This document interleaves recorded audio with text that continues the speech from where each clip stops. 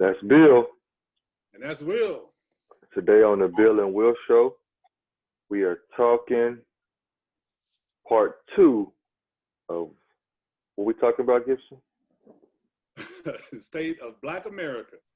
The state of Black America. So we talked last time about us being in prison, our education. We talked about our income levels, poverty, marriage, and so this time, I want to talk about some of the solutions to how to get out of that situation into a better situation. I just want to get the conversation going. My main goal is to give us some ideas and to help each family to come up with their own game plan on how they want to approach this. But I do think that on a national level, the Black man, and when I say Black man, I'm talking about the man and the woman, but I'm just saying Black man into mankind. But from California to Florida, from Montana to Texas, we got to get on a universal plan that will work for everybody. And every nationality in the United States has a plan except for the Black man. Nobody has the struggles that we have in America. Nobody. The Mexican is not struggling like we are in America. The Asian is not struggling like we are in America. The Irishman, it doesn't matter who we're talking about. They don't have the problems that we have. Foreigners from every country, even people from the Middle East, they don't have the problems that we have in America. And then the thing is, I don't understand completely why we still having problems. And we've been here just after the white man. The white man got here, and then right after him was us. So we've been here just as long a period of time, but we are so far behind, man. Every nationality has surpassed us and moved on into the American dream except for us, and that's sad. But I know why we haven't done it is because we don't have a plan. So I want to talk today about that plan. Can I go ahead and jump into it? Are we ready to roll right now? All you, Gibson. Well, let's talk about it. So, we talked about last time. I'm just going to recap a couple of things. I'm not going to go into everything for lack of time. Plus, I hate looking at YouTube videos and then the guy talked for 30 minutes about nothing, and then he started talking. I can't stand that. And I don't want to do that. So anyway, we talked about the population. We're about 13% of the population, which is about 40 million people. Median income is 41,000. Everybody else is 63. Our marriage rate, 48% of us, especially women, never been married. And there's only 29% of the African Americans in the United States is married. Our poverty level is at 23%, where everybody else is 13%. Our home ownership is 41%. These numbers, it's ridiculous. 58% of us rent houses. 58% of us are renting. So we got to get into home ownership. 33% of us are in prison. Sad. We got to do better than that. 34% of us are either unemployed or not even in the workforce. So we got to straighten that up. So I'm gonna tell you how we're gonna straighten that up. Let's jump right into it. The first thing we got to do, we got to get back to God. We got to get a good foundation with God. So we got to go back to church. We're gonna break each one of these down in later conversations, but we got to start right there, because if God is not the center, then you're gonna be off track and you're never gonna get back on. So that's number one. Number two, we got to have a plan. And that plan needs to start with every person. So I think that we got to have a plan. How do we get from poverty to the White House? How do we do that? And a part of that plan for Black people has got to be the family. That's our backbone. We can't do this by ourselves. A Black man can't say just by himself, this is what I'm going to do. That'll help him, but it won't help the Black man. We got to get back to family. So that's a whole nother conversation, because we got to get on the woman first. You know how I feel about that. A lot of our fans, they don't like my opinion on that, but I do believe that the woman is the start of that downhill fall. And I also believe that the woman is the start of the uphill climb. So The woman has got to make better choices with who she's dating. So, I'm not working when we start dating. Why are you dating me? You know I'm smoking weed and playing video games before we start dating. Why are you dating me? You know I'm a piece of trash right off the bat. Why are you dating me? Why are you going to have 2 or 3 kids with me? That's a part of the problem. The woman has got to make a better decision. Then number 2, obviously, the man. You know, if you're already 27, 28, 29 years old, 30 years old, 40 years old, you know, you got to stop doing what you was doing because it's not working.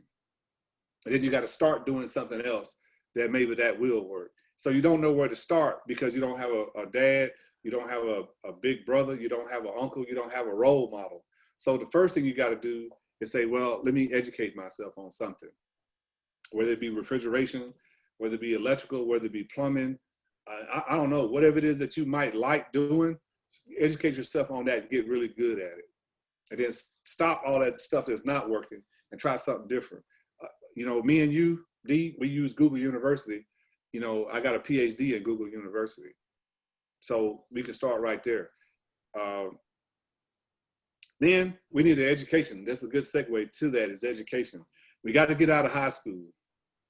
So parents, whether you're a single mother, single dad, or a family, you got to get your kids out of high school. If you get out of high school, the probability that you're going to succeed grows exponentially right there. If you can, go to college. Start at the junior college if you don't have the grades and work your way up to a 4-year degree. If you're already grown, you're already 37, you don't want to go back to college, then go to a trade school. You know, if you're a young person, you say, you know what, college is not for me, then go to the military. You're going to learn a skill set in the military. When you come out, you can use that skill set that you learned in the military to try something and make some money. So these are not the answers, but these are some suggestions to some possible answers. If we try something and it works, we made it. But if you don't try anything, you're never going to get out of that situation. So then the next thing, which I think is very important, we got to get a good credit score. So we got some young kids, some young people that, you know, working at McDonald's, working at Sonic, you know, you're 22, 23 years old, you're working at Walmart. Those are dead-end jobs. And I say it's a dead-end job, especially if you think that you want to be a cashier or you want to be a burger flipper for the next 10 years, that's a dead-end job. Now, if you want to become the manager at Walmart, if you want to become the manager at the Wiener Schnitzel or whatever menial job you're working at, that's a different story. So you can start right there and get you some experience and then move up into management. And you know, your goal should be to try to make at least 60 grand a year and up. But it takes time. So, but get your credit score right. And the reason you get your credit score right is because now we need home ownership. We got to own something.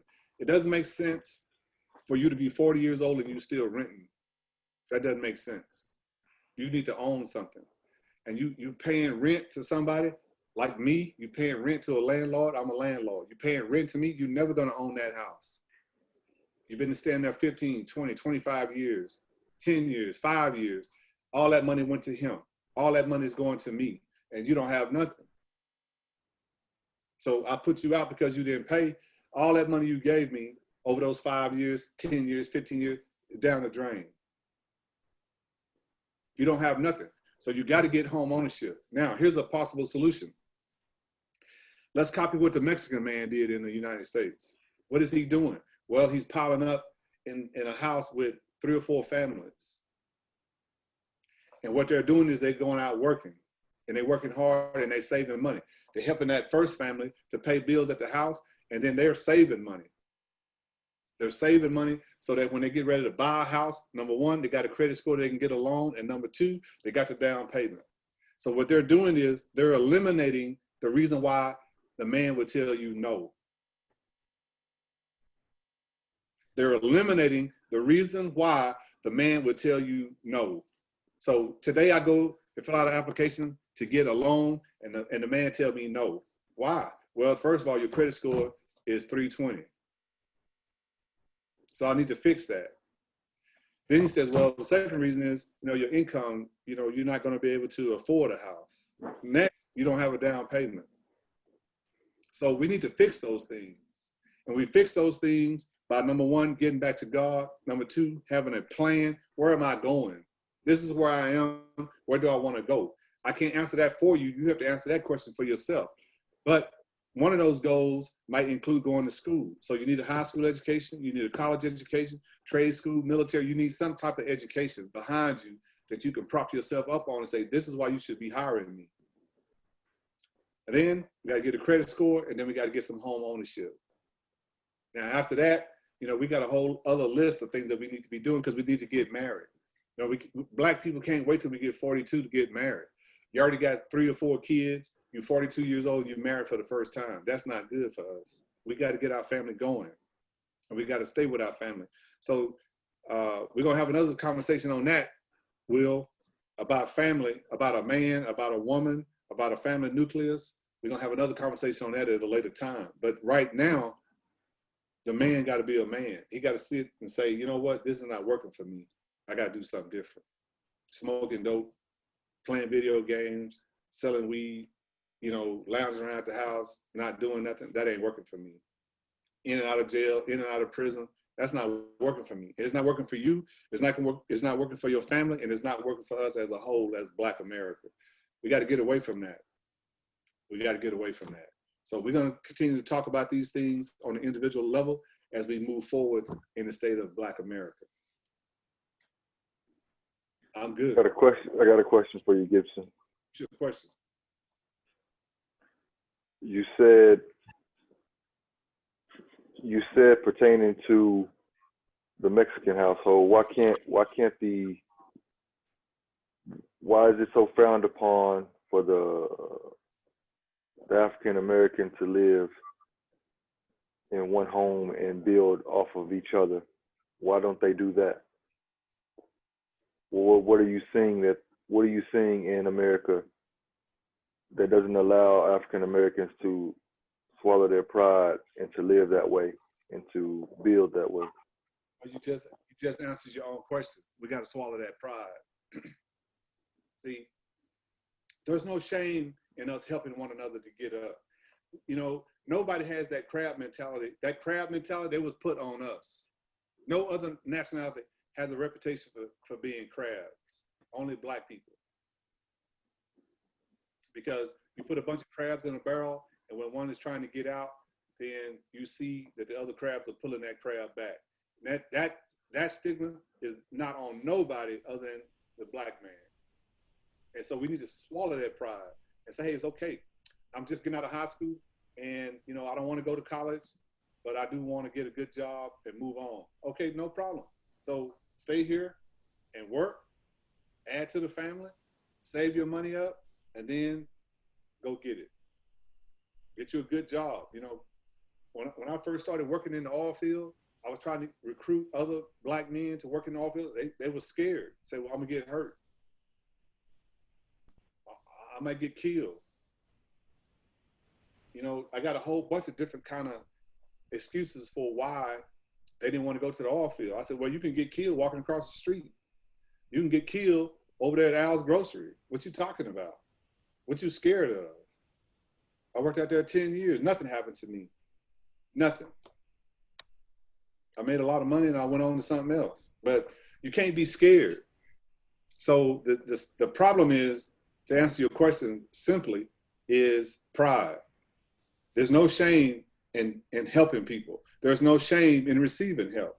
The only thing is, once you help somebody, then turn around and help the next man. Don't think, well, I made it, I'm not gonna reach back. Somebody helped pull you up, so now you reach back and pull the next man up. It's simple. We can do the same thing. Everybody else has already done it. There's only us in America, and we've been here just as long as anybody else, longer than most people, and we haven't made one step forward. I'm hurt by that. So I've been doing some research. You know, I don't have all the answers or nothing like that, but I am looking it up. I am researching. I'm sharing it with the people. And then if somebody say, you know what, I heard Billy say this, but this is what I think about it, and then add something to it and make it better, hey, share that with the people, man, and let's get up out of this cesspool of garbage that we laying in. I definitely agree with you. I see, like in our community, tons of people with African, especially from Nigeria, they come here with nothing, with just a pair of shorts on and a white T-shirt. The next thing you know, they got all kinds of things. Plus, they help their family back home. It's just because they don't care what they look like at the moment. You know, it's just they and like you said, they have a plan. You got a plan. You got to have a plan, man. If you don't have a plan, you're already planning for failure, automatic, de facto. You know, and I was at an apartment complex the other day helping some people move, and there was a black lady out in the parking lot, and she had a Mercedes Benz. And we got into an argument some kind of way, but anyway, she told me that she got a Mercedes Benz and she paid $2,000 a month for her apartment. And I was looking at her, I said, if I was you, I wouldn't tell nobody else that. I wouldn't even mention, I wouldn't even bring that up. So first of all, you got a Mercedes Benz and you're living in an apartment. You already backwards. Just look at it. You know what? Let's use that as an example. Okay, so I'm a banker, right? I'm a banker. And then you come to me and you say, these are my assets. I got a Mercedes Benz, you know, and it was a nice Mercedes. I don't know what year it was, but it was nice. So I'm just going to say it was, you know, this is 2020. I'm going to say it was 2015 Mercedes Benz, just to be, you know, average. You got a 2015 Mercedes Benz and you're paying $700 a month for it. Okay. And so I'm sitting here, I'm listening to you tell me that you need a loan to do something. I don't care what it is. You just need a loan from me as a banker. And I look at your portfolio and you living in an apartment paying $2,000 a month. And then I look at your, you know, your portfolio and it says that you got a Mercedes Benz that you paying $700 a month on. So right off the bat, you're paying $2,700 a month on two things that you don't own yet. And then you want a loan from me. Just as a banker, just off the muscle, I'm not going to even look at your credit score. I can already see that you're making bad decisions. Right off the top, you making bad decisions. You're paying $2,000 a month for an apartment, $700 for a Mercedes Benz, that neither one of them things you own, and then you want some money from me. Now, this is what happens. Oh, I'm gonna loan you some money. Okay, let's say I loan you some money. Now I'm worried about you paying me back. Because if you have to pay something, you're not gonna pay me, you're gonna pay for your apartment, you're gonna pay for that car. Because those two things mean more to you than what you're doing with me. You're already making bad decisions. You live in an apartment, $2,000 a month. You got a $700 car. You got $2,700. Now, when it get time to pay, you get in a bind. Who are you gonna pay first? You gonna pay me my money back, or you gonna pay for that apartment and that car you got? See, so right off the bat, I'm saying that's a bad deal for me. No, I'm not gonna do it. I don't even want to look at your credit score. I'm gonna get rid of you and go to the next man, because you're making bad decisions. See, sometimes we eliminate ourselves, but like I said before, you got to eliminate the reason why I'm going to tell you no. The only thing you can't correct is the fact that you're black. There's nothing you can do about that. But you can't fix that credit score. You can't fix dumb decisions. It's okay to live in an apartment, but don't be paying $2,000 a month for it. $2,000 a month, you can get you a house in Midland, which is expensive, $1,500 a month for a $200,000 house. That's better. But you live in an apartment? No. See, these are bad decisions. Now, some of you looking at me saying, well, I don't understand what you're saying, but I don't see why that's a bad decision. The reason that you don't understand that that's a bad decision, that's where you need to start, right there. Because you should see, I'm not gonna loan you money, you live in an apartment, you got a $700 car payment. If you don't see it, hit me in the inbox, then we're gonna talk about it. Because right now, that's a problem if you don't understand what I'm saying. And I'm not saying you're dumb. I'm not saying none of that. I'm saying there's a miscommunication here. There's a misunderstanding here that we need to iron that out so that you can understand this is not a good decision for me to be doing. I might need to be living with my mama. I might need to be getting my credit score right. I might need to be stacking some dough so that when I get ready to get this house, that's not my problem. See, I'm wasting money on an apartment. That ain't on there. I'm staying with my mama right now. So now I say, well, he's staying with his mama. He don't have that bill to pay, but so he could pay me now. It's not calling them dumb. It's just they're not educated on what they're doing at what's going on right now. That's where the education comes in at. So now, if you're trying to get a house loan from me, you living with your mama, when you move into this house, you're gonna start trying to make this house payment because you don't want to go back to your mom. You don't want to be in the streets. So now I see that your priority is gonna be making this house payment. You're not gonna just quit your job and just go somewhere. You know, you finna get on that job and stay on that job and pay me my money back. See, we got to make better decisions. We got to see what I'm looking at as a banker, not just what you're doing, but you got to see what both parties doing. You got to play the game all the way to the fullest extent. When I make this move, what is he gonna do? Then when he make his move, what am I gonna do? You got to be 3 steps ahead. That's all I'm saying. That's all I'm saying. I'm with you on that. You know, just in case they forgot what the question was, yeah, get rid of your pride and say, hey, I'm on a mission right here. I don't care what you think about me right now. I'm trying to get out of this mud. What did Kevin Gates say? I'm trying to come up out the mud and get over here. So in order for me to do that, this is what I need to be doing. With you on that. Man, always a pleasure. I'm hoping that y'all are soaking up this information that Mr. Gibson is giving y'all people today. Not to belittle anyone at all. Just trying to feed you knowledge and just trying to help you, just like someone helped him. Yeah, somebody helped me. So you know, I tell everybody, my parents helped me more than anybody. You know, my parents. I had a mom and a dad. They stayed married 53 years. My dad died. My mom's still living. But it's because of them that I'm where I'm at right now. But I see a lot of kids that they don't have that. They didn't have mom and dad. They had a mom or they had a dad, but they didn't have both. And then when you're struggling, it's hard to see. It's hard to see what I need to be doing because you focused on what I got to do right now. Food on the table. And I can't really think about, you know, going to school right now. What I need to do right now is put some food on the table. But then once that food is gone, you got to do that thing again. So you get easy to get stuck, man. Easy to get stuck. It's easy to get stuck. But it's easy to get out of it too if we work together. It's hard to do it by yourself. Hard. But it can be done, but it's hard. If we work together, we can move mountains. There you have it. That's Bill. That's Will. And that was our Black Friday part 2.